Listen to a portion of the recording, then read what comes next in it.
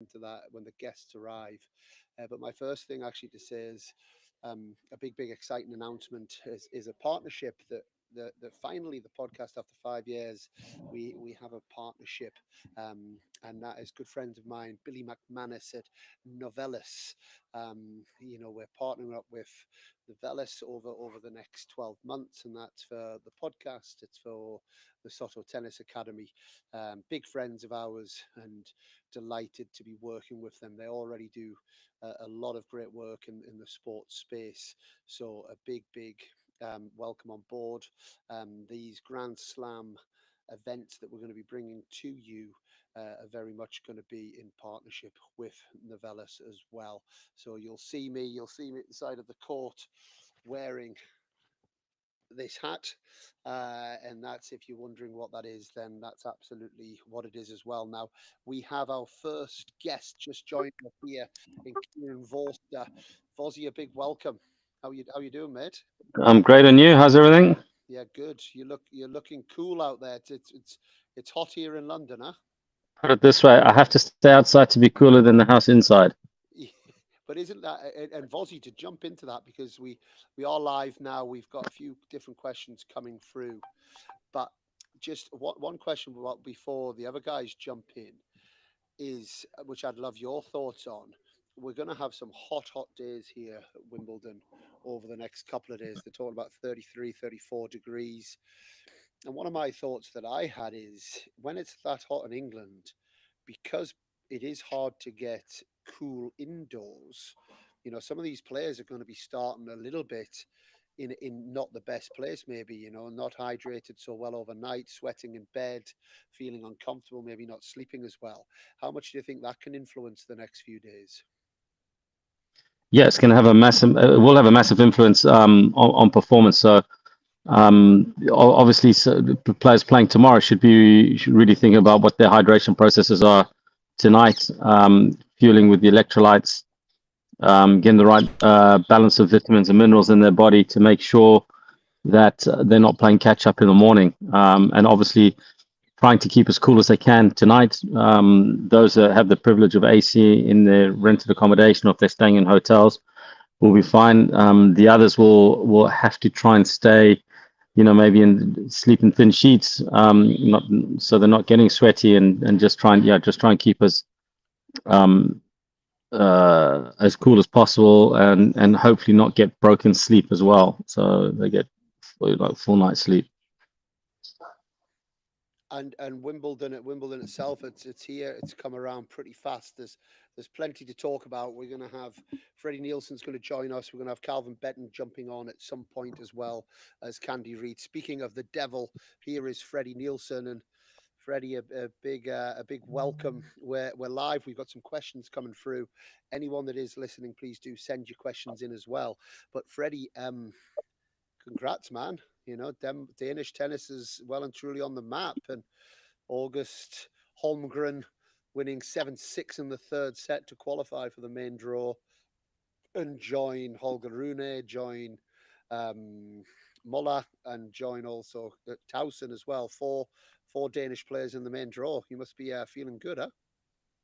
Yeah, thank you. Feel great. Historic times for Danish tennis at the moment. It feels like we have one historic event after the other, and it's a lot of fun to be part of, and it's a testament to the guys' great work, and the players and all the dedication that they put into it, and it's fun to see that they are, and Danish tennis are now sowing the reaping the benefits of good work. It's a lot of fun, and hopefully we can do some damage here. And tell us about August's last round qualies. A 7-6 in the third, 10-7 in the breaker, but he had a few chances before that. How were the nerves watching that one?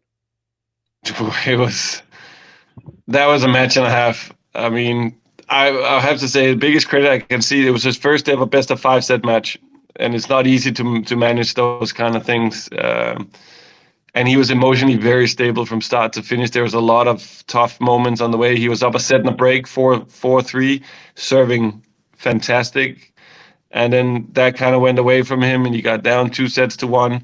We had a good rain delay after the third set that kind of reset a little bit, and after that he came out and it was a close encounter. But 13-11 in the fourth set breaker, he returned bang average all match long, and then pulled out a matrix return at 6-7 in the tiebreaker out of nowhere. And I actually don't remember what happened on the other match points. I was so in it, I don't remember. But I do remember at 11 all, he made a TV Boris Becker dive for a volley on a passing shot that was about 5 feet away from the tape. I mean, it was 1 foot from the ground, so not even close to getting over. But he was so hooked to just make it happen that he dove for it anyway. He looked ridiculous, but. And then in the fifth set, he was up 5-3. He played a very good set, 5-3, 40-15 serving. The guy slapped returns, 5-4, love 40, kind of bailed out on a few points. And then all of a sudden it's 5-all. Watanuki starts cramping. It's not keeping the same level, but using it a little bit to slap. August gets up at the breaker, kept serving double faults to let Watanuki back. And then finally he was pretty good at the end. So it was a very emotional match for him, and it was it was a lot of fun to be part of. A lot of emotions there going up and down, and I had a feeling that it wasn't over until it was over, so I didn't get carried away at 5-3 and 5-4. So I think it was that made it easy on the way out. I was pretty. I know how quick it can go. So fantastic effort by him. And how does a player? That's his first Grand Slam he's qualified for. Yes. So what's the emotions that he experiences after something like that? Oh, he was crying. He was crying so much, and he comes over to us afterwards. He goes, "I don't know why I'm crying so much." He's like, "Because it means a lot, and you did a lot of good work, and this has been a lot of tough work." I mean, the one thing you definitely cannot say about August is effort. He puts the most effort in all the time and does everything what we ask of him, and he's always done it. So it's there's a lot that went into it, and it's nice to see those emotions. I know it means a lot to him, and it's nice to see that it means a lot to him. So I was happy to see that he could let it out, and I think also my friend described it as being called up from the minor leagues in baseball and get to play major league at a big stadium. The upgrade from qualifying at Roehampton to then get to play at SW19 is probably the biggest upgrade you can have in tennis. So it was all in all a great day and a good experience for him. Yeah. It seems like this, and in Vozzy, I'd love to bring this to you because you've had a lot of experience in this game. It seems like almost the example I'll use actually is arguably one of the biggest, if not the biggest game in world football is the playoff, the championship playoff to get into the Premier League. It feels like that's like a real high stakes match where you lose, you're not going into the big leagues, and you're not getting the money and everything that comes with it. You're not getting to play the biggest clubs in the country like Newcastle, Manchester City, Arsenal. You're not getting to play Tottenham. Tottenham. You're not getting to play those big teams. But not necessarily in the order you said it. But anyway, we'll carry on. The last round of qualies at a Grand Slam seems to carry like so much gravitas, so much emotion. Like, can you remember, Vozzy, players you work with that have cried happy tears? Can you give us an example of a time that a player's cried happy tears? Honestly, no. I would say I've seen the players cry after matches because it just hurts. It hurts so much that they've lost. But the players that I had were pretty gracious in victory as well. I mean, they never went overboard. But yeah, the tears would come out if they lost. I remember one year in US Open, Tim Hemming lost to Richard Krajicek in 5, and he went in the locker room, and obviously by mistake he smashed a full length mirror from floor to ceiling. And I've walked in, and obviously it's after 5 sets, and he's on his hands and knees with a dustpan and brushing up the glass with tears running down his face because obviously he was upset that he lost. But it was an unfortunate thing. But obviously, yeah, I mean, yeah, it hurt. That it hurts a lot. That match. But yeah, in most cases, it's always been in defeat. But it does feel like, you know what I mean? It feels like that last round qualifying is the time when I picture players like that, just like, because it tends to Yeah, be a yeah. players that have been on the tour for many years and maybe they haven't qualified and they've gone through so much pain and suffering and they've doubted themselves so much, and you know what, I'm just not good enough, that's not going to be me, and then it all seems to flood out in that moment. Whereas maybe Alcaraz winning I French think, Open, yeah, he's kind of yeah. Fred hit so the nail on the head. I think the fact that it's unique that you're playing qualifying at a completely separate place, and to you and then with the history of Wimbledon and what it stands for, and the heritage, and what it's drenched in, and the white clothing, etc., etc. And then they have that opportunity to now, with their credential and their team, walk through the gates of SW19 into the main event. I think, Fred, it's like a huge upgrade, and it feels like a huge privilege to be able to go and play on those courts. And I think, I think that, and that's like a huge relief for the players that do qualify, and obviously the ones in despair that lose last round. yeah. I mean, I qualified for Australian Open one time. It's obviously different because the qualifying was there. That was my only main draw slam. But I made the mistake of being too happy about it. I always try, I want to implement that in my players. I almost took it as a tournament win. And back then, qualies ended, I think, Saturday, and I played Monday. And I didn't have time to get ready for the first round match. It was then the first round match was just kind of a meh, because I hadn't taken the proper time to prepare, because I was so excited that I got to play a main draw slam, and it was such a great experience for me. But I almost celebrated it too much in my head. Like, I was just so happy I was there. I was almost like a tourist. I'm so excited I'm here. Let's take it all in. And then before I even knew, I was out. I was never going to win the match anyway because the guy was way too good. But I think I could have made a better experience for myself. That match was kind of a forgettable one. We had a one at the academy. It goes through all levels, right? And he picked up his first ATP point, and it was in Morocco. And that evening, the world got thanked. It was like, bless him. It was like, this is your life. He was on social media thanking his mom and his dad and his auntie and his uncle and Bob this and this person who did this and this. And it was all lovely. But I remember at the time thinking, geez, this is lovely. However, this feels like the pinnacle here. And that particular player didn't pick up another ATP point, and I think stopped playing 6 months later. And, and I think that's an example, right? And I probably had it as a player. I don't know what you think about this, Fozzy, actually. So the British tennis culture, I think it was, in my day, it was, if you got to play at Wimbledon, that was your winning Wimbledon. It was like, so we've talked about this in the pod before, but I definitely as a player had ceilings set, that if I was ranked top in Britain, then I would get my wild card. If I'd won matches at this level of events and other players weren't, I'd get my wild card.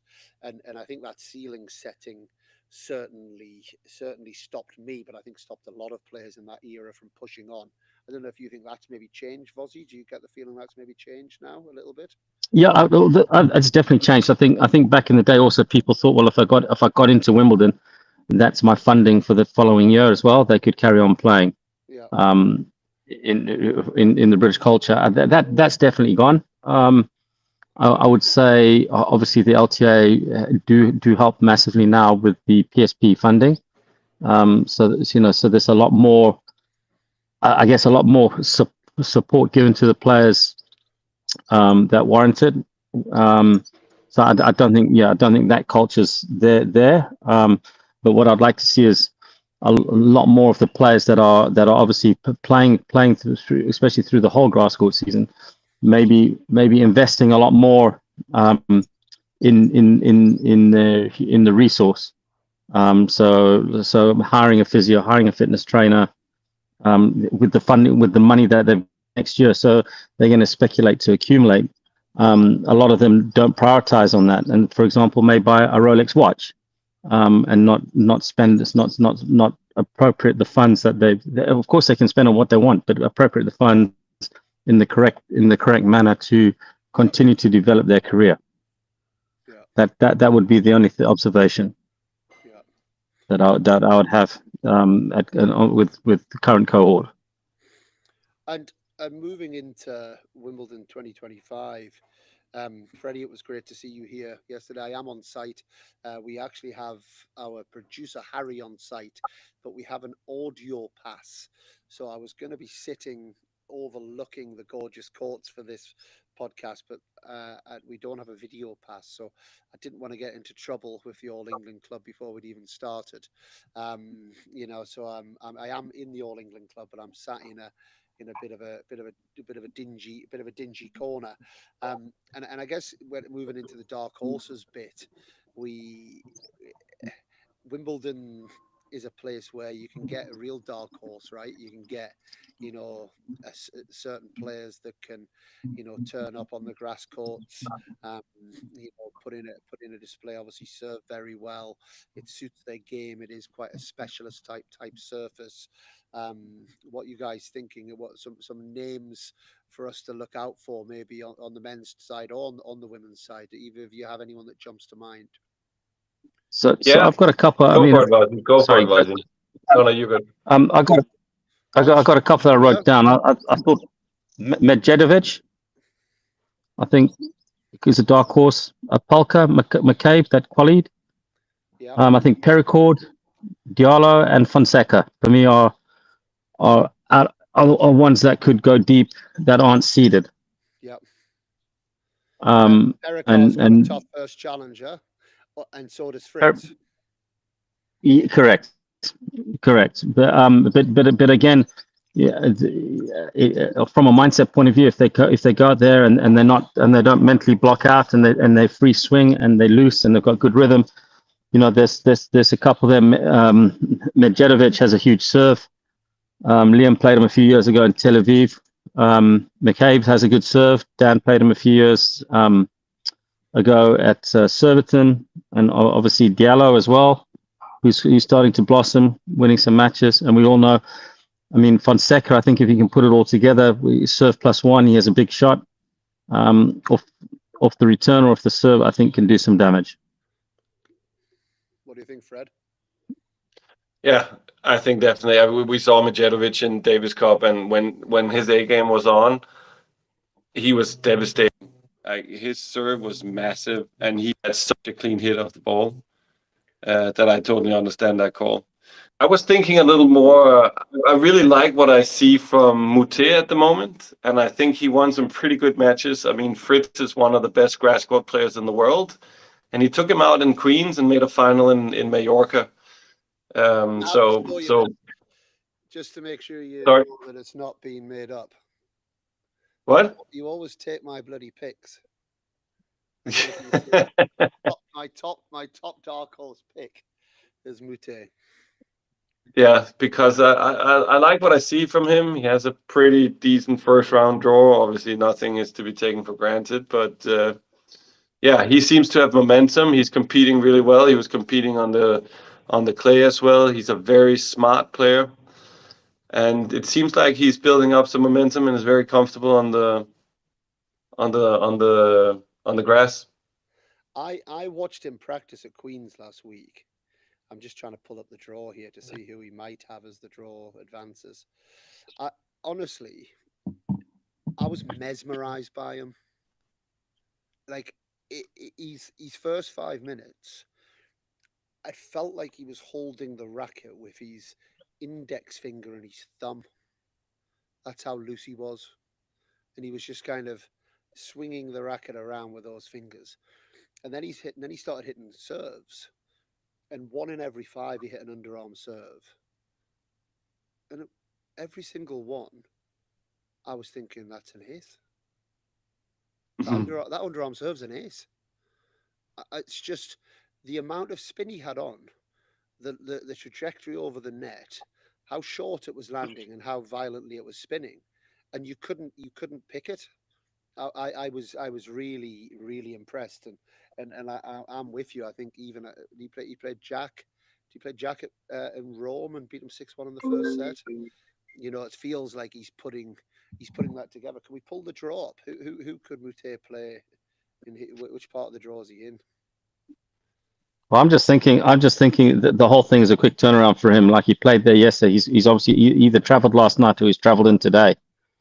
And so the preparation for Wimbledon, hitting on those grass courts, is not ideal. The other thing I think I would take is his mentality. He's obviously very renowned to blow a gasket. And I think he could get himself a Richard Gasket. A Richard Gasket. And I think he could get himself in a lot of trouble very, very quickly at Wimbledon.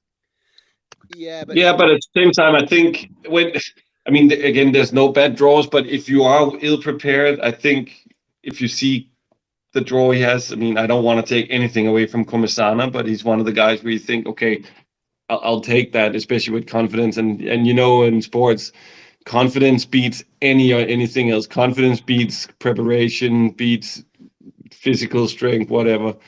I think confidence is the most important skill asset for these guys in this tournament, and he certainly has it at the moment. And he's also, that's why one of the reasons because I did look at the draw before we did this. Obviously, it starts tomorrow, so I think we need to do these previews after the draw comes out.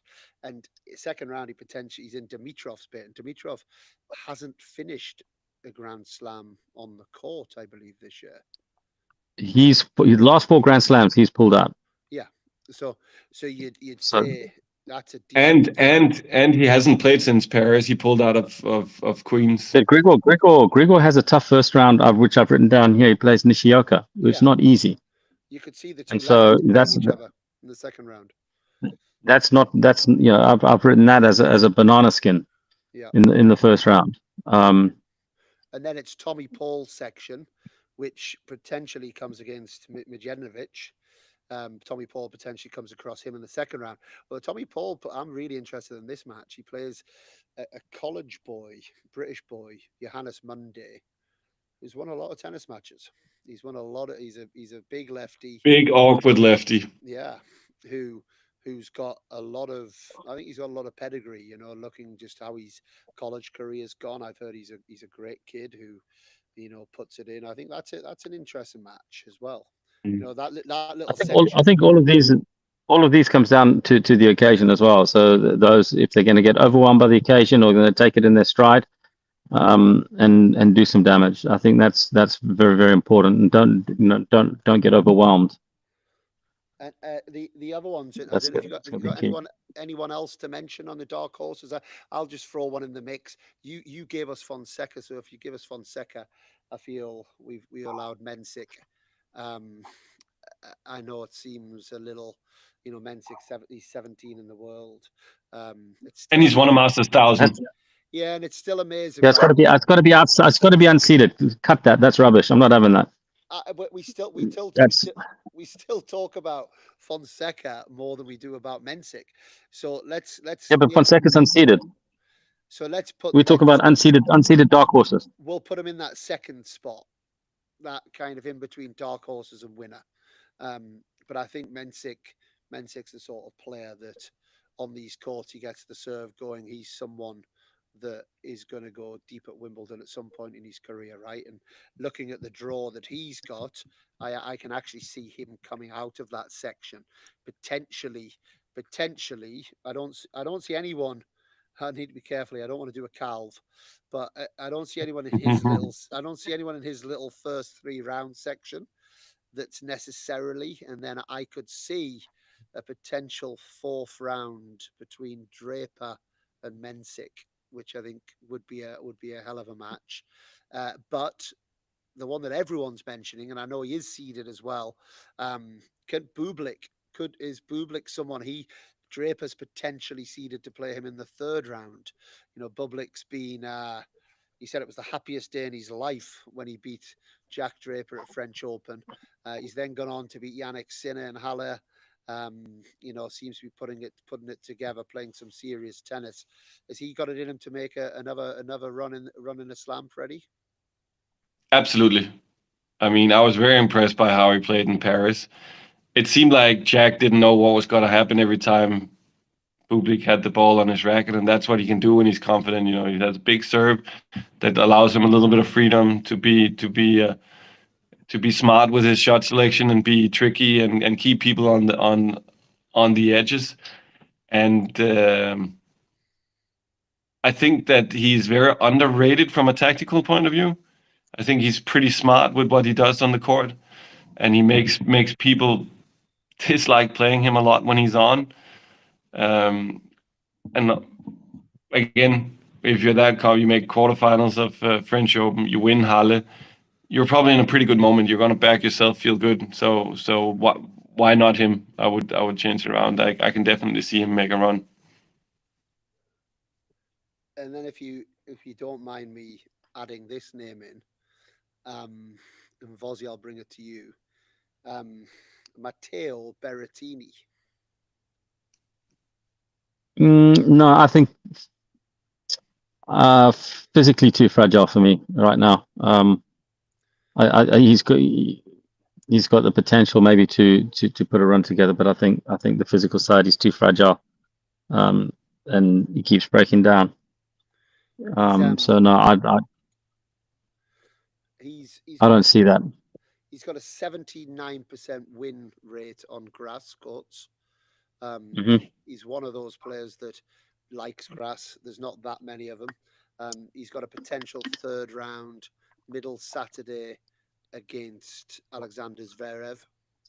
If you know, he's the sort of player you could see put in a performance or two, maybe. Yeah. Again, I think going into the third round, A, if he gets there, and B, what state his body's in when he gets there, depending on how many sets he's played prior. I think Zverev would have too much for him at this stage of both careers. And before we jump into the dark horses on the women's side, what about first round matchups that I guess popcorn matches, stroke matches people don't want? You know, also known as. Well, you mentioned the one before, Fritz Pericard, right? That's the number. That's one. the standout one for me. I would love to see Evans Clark, and from a personal point of view, I'd like to see Dan play Novak second round. I think that would be could potentially be an interesting second round match. Can we just take our hat off to Dan Evans the last couple of weeks as well? You know. Yep. Yeah, great. Yeah, absolutely. Yeah. Wins over Tommy Paul, Francis Tiafoe. I actually said maybe the wrong thing to McQueen. I didn't mean to, but I went up to him after he'd beaten Tiafoe, and I kind of put my arm around him and said, "Hey, Evo, life in the old dog yet?" And he looked at me as if to say, and he went, "Well, why not? Why not?" He was almost annoyed. I think he was annoyed that I'd said the old dog. You know, it was just, you know, but you could see that he's got the terrier in him right now. You know, I think everyone's got to, you know, people also have to remember he had a serious injury at the end of 2023. Yeah. A very serious injury, and he was playing well. You know, he had that run at the US Open. He played Alcaraz very close in Shanghai, and he was 4-1 up double break against Tiafoe when he popped his calf in Vienna. And I don't think he physically was at his best when he maybe came back too early playing Australia. I don't know, because I finished with him at the end of 23. But and I think the whole of 2024 was a little bit of a train smash, and it was more of a focus on the Olympics. But I think he's got a swagger back, and he's playing well, obviously. And then obviously winning some matches, you know, breeds confidence. Confidence breeds winning more matches, and it's that perpetual cycle. And so I think he's in a good space, and I think second round match against Novak would be amazing. I have to obviously highlight my guys. I mean, Augustin is playing Elise. That might be not the best neutral standout match, but my other player, Elmer Muller, is quite an interesting player. I'm saying that completely unbiased. I think everybody who watches him play will say that he has a very peculiar game style. I think he was measured to have the fastest backhand in all of French Open. It's a seriously strong shot and big weapon, and he's playing Tiafoe in the first round. And I think that could actually be a fun match to watch. It's going to be his. He's got. I don't know how many players in their careers had their grass court debut main draw Wimbledon. Elmer is going to do that, but so obviously we don't know how he's going to react. But he's a feisty player. He's a competitor, and he can play some seriously good tennis. It could be an interesting one. I have to plug my players, of course. If I can use this platform, when can I? Absolutely. And the other one that jumps to mind for me is the Fonseca Fernley, because Absolutely. I think that's a great match. I think they're rightly so, Kieran. You've picked Fonseca as a one to watch, but I think Fernley deserves that sort of conversation as well. He seems It's very close to disagree. a 50-50 match in my point. Yeah. Very close to a 50-50 match. Yeah, don't disagree. I just, yeah. I mean, obviously Fernley's playing well. He's had a great year. Yeah, and I think, yeah, it's 50-50, but I think a lot will come out on how Fonseca comes out swinging and everything's going in. I think it's going to be tough to beat. He gets a popcorn match every time, Fernley, no? The slams, like this year. Last year he played Djokovic. Played Djokovic at Wimbledon. US Open, he played. No, US Open, he actually lost to Paul Jubb in an All British match in qualifying. So I guess you could call that popcorn in British terms. Australian Open. Not that you're confirmation biased, but it's okay. Australian Open, he played Nick Kyrgios in the first round. Mm. In Indian Wells, he played João Fonseca first round, lost 3 in the third. And then I'm sure at the French Open, he played somebody as well. He did play somebody. No, he went deep and lost to Cam Norrie. He played Stan Wawrinka first round. So there's a storyline. There seems to be a storyline attached to his first rounds. Anyway, maybe I'm clutching, but that's what I'm seeing. If we move on to dark horses on the women's side, it's funny this dark horse, because I never put this on my list, but my producers added a couple in, and he's put Ons Jabeur. I think he's maybe he's pointing some fun at Vozzy there. But Ons Jabeur has appeared. However, she seems to be picking up a couple of results on grass. She seems to be back to playing a little bit better tennis. Yeah, I mean, yeah. So much better. Yeah. No, I had a look at her. I mean, her form, and she's ranked 59. No, it's not. I wouldn't back her. I'd say back a dark horse who's been injured for a long time. And if she starts firing, and she's a great lateral mover, a great backhand, she's firing, and is confident on a serve, could go deep. Sorana Cristea. Yeah. She's the only downside to that is the fact that she hasn't played that much. I don't think she's played a grass court match coming into Wimbledon. And then she did pull out the French because I think she was hurt there. So that's one. The other one I've thrown in here is Wickmeyer, at 35 years old, highest singles ranking 4 back in 2011. That's a serious dark horse. But she's last tournament, right? She lost love in French Open. Yeah, last. I mean, Vozzy, you have done some research, man. You're on it today. But you've gone really dark with these horses. I can't let this one go. I'm gonna let you get back to Wickmeyer. But as you were describing, I don't know who you were describing, but you were like, if this player serves unbelievable and hits a backhand unbelievable and moves unbelievable, then she's going to be a dark horse. If she's not, no. Isn't that true of all players? Like, if all players serve amazing. No, but Sorana, I watched Sorana in India, in Dubai. She went deep. She had some really good wins. And I think if she gets hot, and she's a confidence player, she a lot of players wouldn't want to play her. A couple of years ago, she beat Tia Maria, who made semis. She beat I think she lost to Ostapenko in the third round. But yeah, if she gets going, I think she's a good one. One upset I put out there is I think Bolter could do Podosha over. I think for for sure. I think that's I have that's that that's 50-50. That's a 50-50 match for me. yeah. I think Bolter could do it. I think Katie can do it. And So hold then on, hold on, the hold on, hold on, hold on. You need to sell Wickmeyer because, I mean, just to show I've how sold it. dark this is. I mean, Wickmeyer this year has won one main draw match of a. No, she hasn't.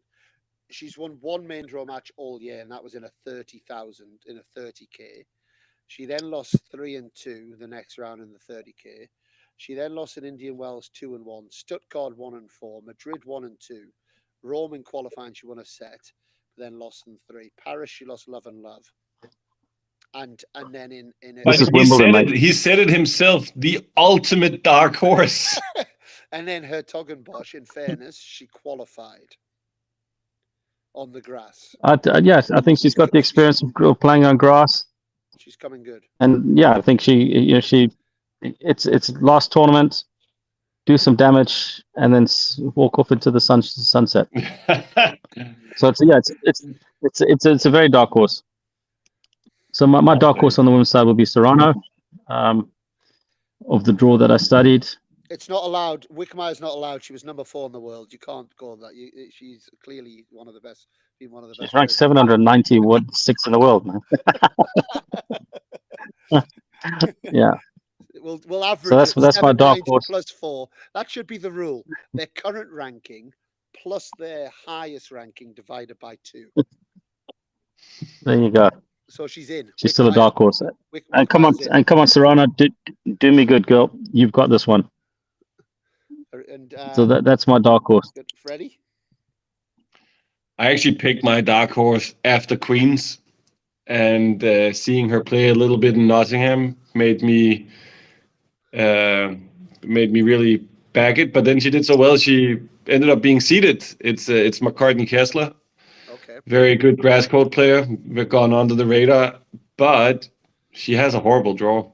She's in So that that section, isn't she? She's in that yeah, Raducanu Sabalenka section. and she plays one Trusova Von, first round. Von Drusova. So Von I Drusova's in mean, that section. That's right. yeah. That's So that was my dark horse from the beginning, and then the draw came out. I still think she can do some damage. She's very confident and as a good player. I I think I don't know if you can call her a dark horse, but I think Vondrousova is starting to look good again. I mean, she's a former champion. You can't really call her a dark horse. I don't want to do that. I don't want to drop into the Dan Kiernan trap of dark horses and just pick obvious good ones. But since I Well, like wanted to Mensek, pick yeah, her, he's a real dark horse. since I wanted to pick her for French Open, but kind of failed, I'm gonna pick her now just because we can have a first round matchup of dark horses, Vossi, because Haley Baptiste is playing Sorana. I'm gonna pick her. I think she has such a high ceiling on her game, very talented player, and I think she can make a run. a really interesting section. I mean, because Kessler can play, Von Drusova obviously can. Raducanu, we'll get to that in a bit because we've got a couple of questions about this. She plays a young British girl, which will not be easy for Raducanu. That's mentally a tough match for her. Hmm. You've then got Lulu's son against Buskova. Again, Lulu made semis last year at Wimbledon. Quarterfinal? It was a quarters or something. I think it might have been semis. I think it was quarterfinal. Okay, and then Sabalenka actually plays an interesting first round match as well. She plays this big, tall Canadian girl who serves out of a tree. Actually, I mean, I'm sure Sabalenka will be fine in that, but Carson Brandstein. Um, so it's an unbelievably interesting section. She Yeah, made it'll be tough. Yeah, she lost to Donna Vekic in the quarterfinals, but came through qualies last year. Lulu's son, Mhm. so she knows her way around a grass court. The couple that I wrote down,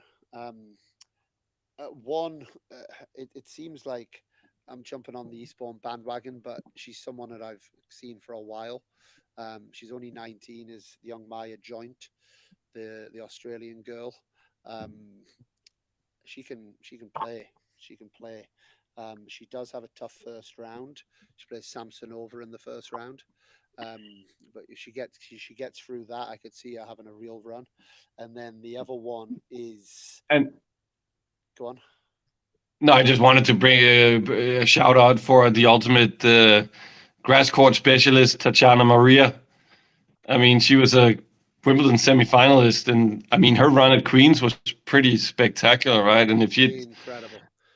so she's obviously very good on the grass, and if she had had her points for, she made semifinals the year that there were no points. So obviously, if she had had those points, she would have had maybe a higher ranking career high. But I think she's one of those girls that none of them wants to run into because she's awkward and plays unconventional and can really match Boyle. And she seems very comfortable on the grass.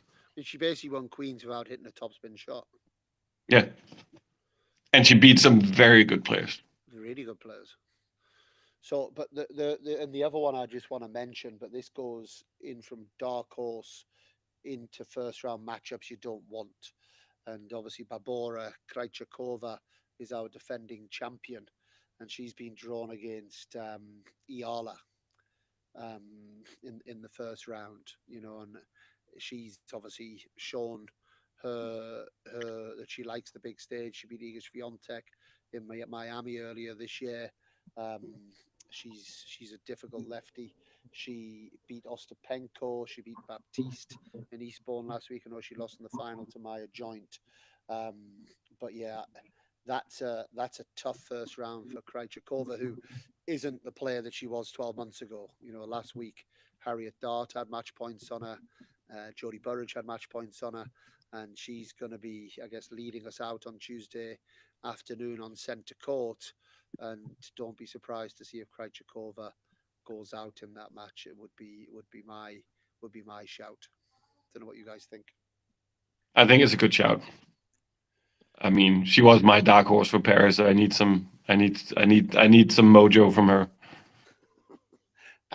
And then the other matches to just mention before we move into our more of our picks, and then I want to get into some questions as well. And I know Freddie, you got a big day tomorrow with Elma first up, so we don't want to keep you too long. But is Petra Kvitova is back and is a wild card into the event, and she plays Emma Navarro in the first round. She actually has she's back from maternity leave. Um, she has a 4-1 record over Emma Navarro. Um, and if But when did they play last? I don't know, I would imagine it's a while. However, it's an interesting match. Obviously, Kvitova knows her way around a grass court. If I was to come back and play a match against at any stage at any level, I'd want it to be on a grass court, right? Because you can hide a few things. Um, Oh, 100%. and I think that I'm sure Kvitova is thinking along those lines a little bit as well. And then the one that I think could bring massive attention and global attention to our sport really is in the second round. Potentially, we have a Qin Wen Zhang match up against Naomi Osaka. And could you imagine China and Japan if that match happens? It's gonna be through the roof. Tennis. So I hope that matchup does happen because I think it's gonna bring a lot to our sport, a lot of eyeballs to our sport as well. And then just the last one to mention, and a shout out to Sane Cartel, British girl who's got herself into the top 50 in the world. People know Sane probably more for a mini tennis video with Emma Raducanu that came out after Emma Raducanu won the US Open back in 2021. This video came out of these two 8-year-olds playing incredible tennis. Well, Sane has kind of made her own name now as well. And she plays Ostapenko first round. And we know that Ostapenko likes to out hit people, but Sane has a real array of skills on the court that she can put out there, and actually I think has a real skill set to push an Ostapenko, and maybe prevent her from beating Iga Swiatek for the 50th time, wherever those guys fall in the draw as well. So those are some matches to look out for. I want to jump into a few questions before we talk about who we think are winners and the big name players that we're looking at. Let's have a look. We have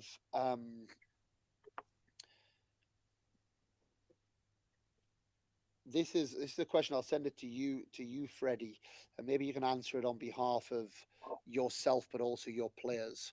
Um, It comes from Ben Ran, and Ben says, "Do you still get first round nerves at your level?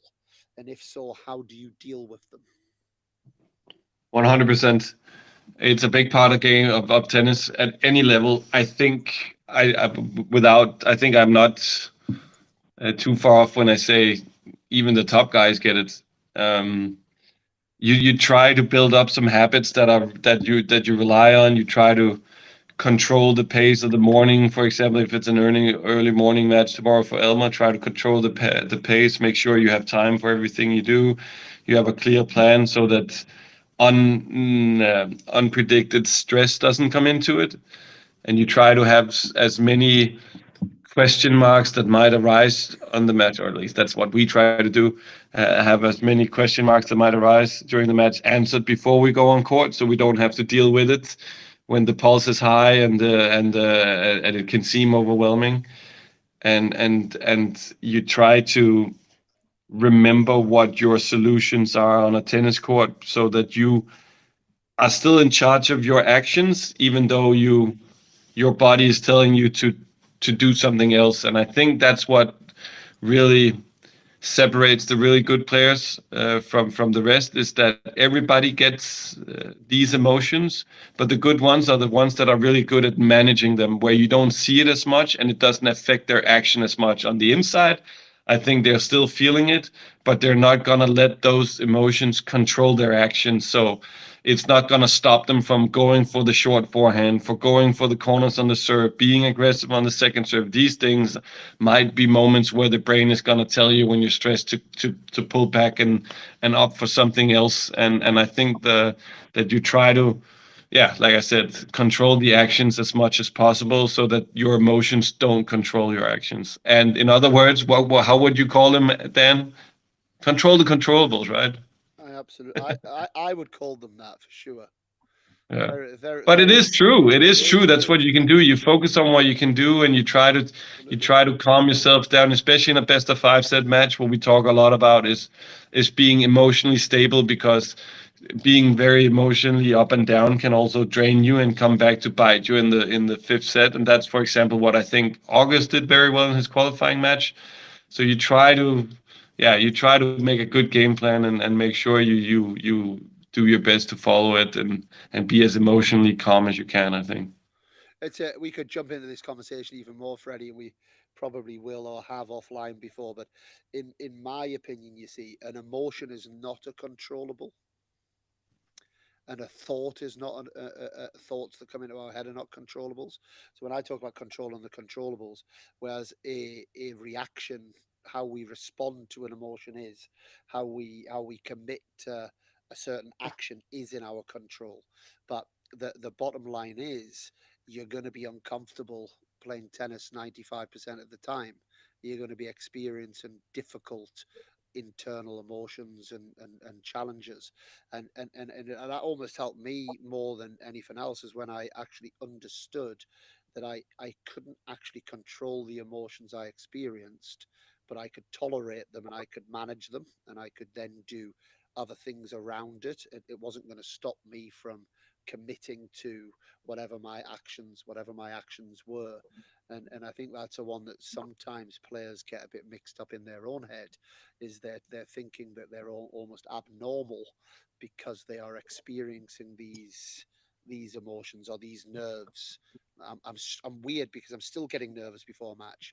I should have sorted that by now, Whereas, I think we can all say with certainty, all of these players and coaches, but players are experiencing nerves and challenging emotions before a match, during the match, all And the way and through. to that point, if you go to I mean, I'm sorry to say, but if you go to a Grand Slam locker room before the first round matches, you would see a lot of players go to the toilet because their body is reacting nervously to it, and yeah, they need to go. It's pretty normal. That's why I hang out at the indoor tennis center locker room, so I don't have to smell all that crap that's going on in the place. Fozzie, this is one that's That's coming why in. US Open is the worst locker room, because they're right there at the entrance for everybody to be in. Hoo-ha. Eating your sushi, smelling that is this question's come through. I'll throw this one to you, Vozzy. It says, Dan, does Dan still have a world-class first volley? You can't answer questions on your own podcast. I'm not answering it. I'm throwing it to Vozzy. It says the podcast is superb. Does Dan still have a world-class first volley? Vozzy, what you got for me? Don't answer. What? He just, unfortunately, he just never used to bend his knees low enough to get it. So if it's not down by his feet, he used to just use his hands. So to answer the question is, yeah, he had a good first volley, but I'd like to see him bend those knees that God gave us for, get down low. I still can't. But yeah, I can't get to it for it to be a volley now. That's the problem. now it's a half volley. I had signed for that.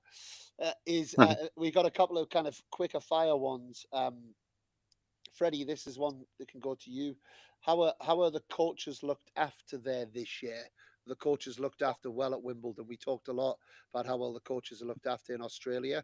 How are the coaches looked after here at Wimbledon? I don't know. I think all right. I guess some things that are minor nuisances. I guess I would prefer that I could do my own transport. I have to wait for my players all the time and this and this. I think they have some shuttles, but they don't run that much. That's one thing I would miss. Apart from that, they take very good care of us. On that, I actually am on the plus side of this because I coach one of the top 4 seeds, I think it is, in doubles, 4 or 8. So I get my own transport. If I wasn't, I wouldn't. But yeah, and if you see me, for example, so a day like today, Elmer practices early. He finishes, goes home because he has to play tomorrow. August stays a little bit later, and he practices a little later. Does his physio work, but I want to go home to Elmer and help him prepare for tomorrow. Is it a big deal to take an Uber home? It's not a big deal. Don't get me wrong. It's first world problems, but in order to make it feel like this is really nice, it would be nice to have some kind of transport, because I also know I came and asked. I mean, the next shuttle wasn't leaving for 3 hours, so that would have been nice. Yeah, but it's this high. The point I'm making on this, and this, I think now that I travel more and I've been around this more for the last 3 years, this is not from a personal standpoint. This is from just someone who does like equality out there. This hierarchical elitism that we've got in our sport, that we've normalized, is flipping mental, really. It's like, I don't mind it too much. I quite like it, but I'm a bit weird with that. I also like when people can skip lines in clubs and restaurants and stuff. I think it's all right. but this kind of like, the thought that comes in my head, it's like, you go to book a court, and it's like, so do you coach singles player or doubles player? Doubles. You definitely can't get courts here. Sorry, we've got a complete block on doubles players practicing here. Okay, so that I can maybe get, maybe not, but then You also start later. yes, so that I can get ish. But then the singles players, then if you are seeded, you get this privilege. This is not just a Wimbledon thing, of course. If you're seeded, then your coach gets a privilege of getting the car, and then you get more time. So it's like saying, okay, Manchester United are playing Bristol City, but Man United get to have 2 hours practice at whatever time they want, and then Bristol City the next day get to have half an hour practice at a time that they don't want, and we're going to keep the coaches away from them for a few hours. I don't know. It feels like we've normalized that. The only counter argument I can get is, and I do see it on Instagram, like a Sabalenka has all of these appearances she has to do. I'm sure Alcaraz, the top players, the